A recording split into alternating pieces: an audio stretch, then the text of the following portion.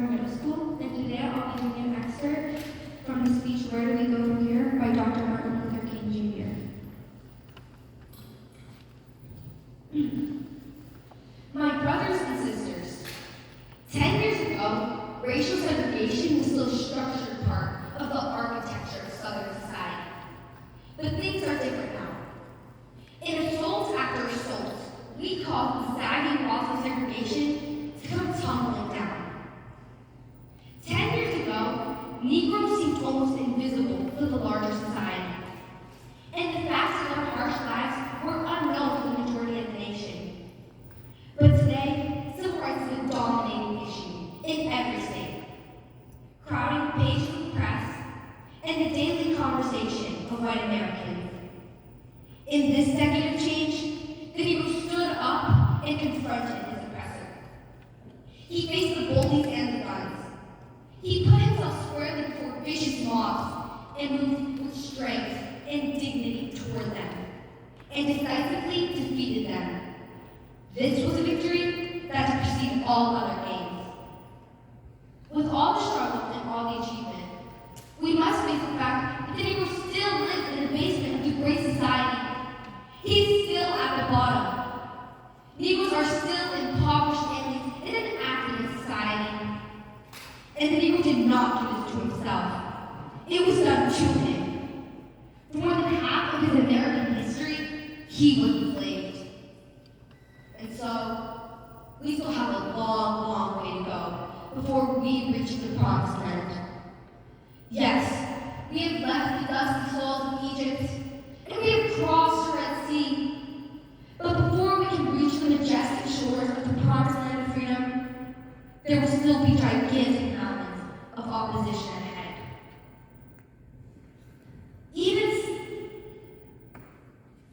We still need some poverty of conscience to alert every hamlet and every village of America that revolution is still at hand. Now, in order to answer the question, where do we go from here? We must first massively assert our dignity and worth.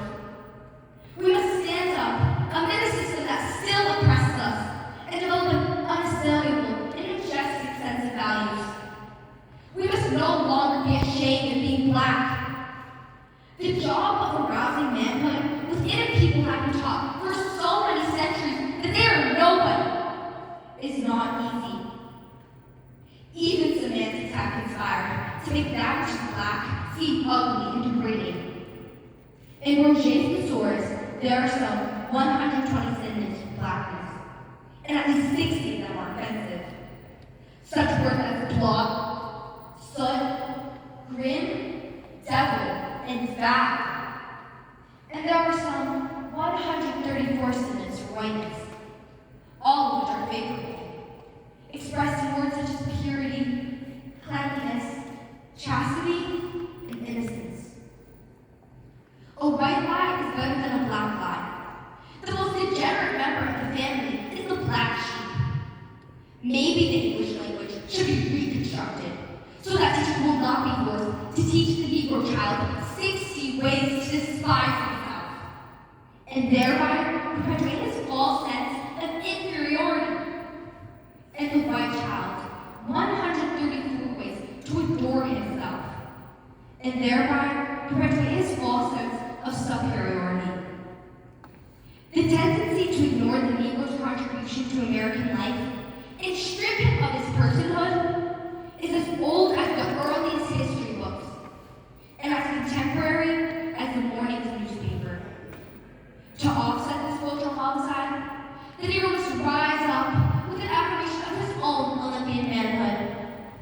The Negro will only be free when he reaches out into the inner depths of his own being and signs with the pen and ink of assertive manhood his own emancipation proclamation. With his spirit straining towards true self-esteem, the Negro must boldly say to himself and to the world, I am somebody. I am a person. I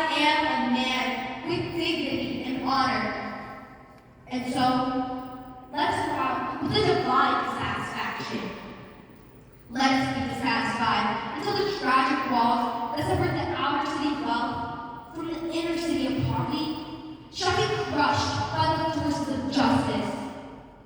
Let us be satisfied until slugs are cast into junk heaps of history, and every family will live in a decent, sanitary home.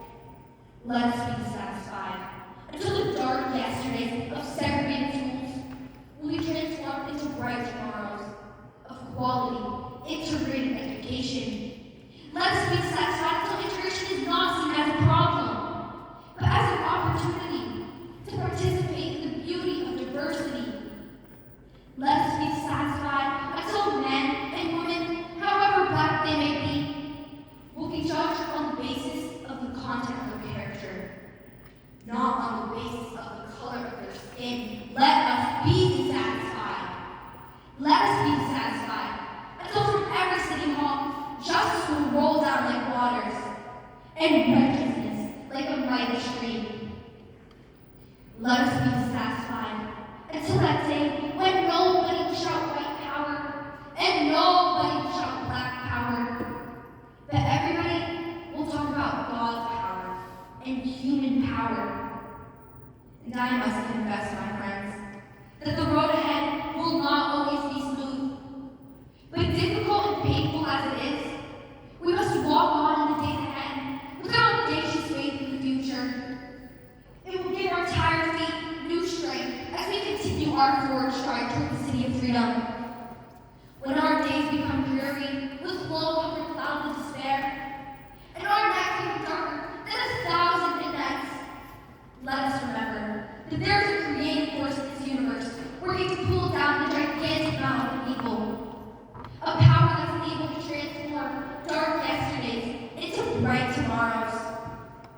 Let us realize that the arc of the whole universe is long, but it bends toward justice. Let us realize that truth crushed to earth will rise again.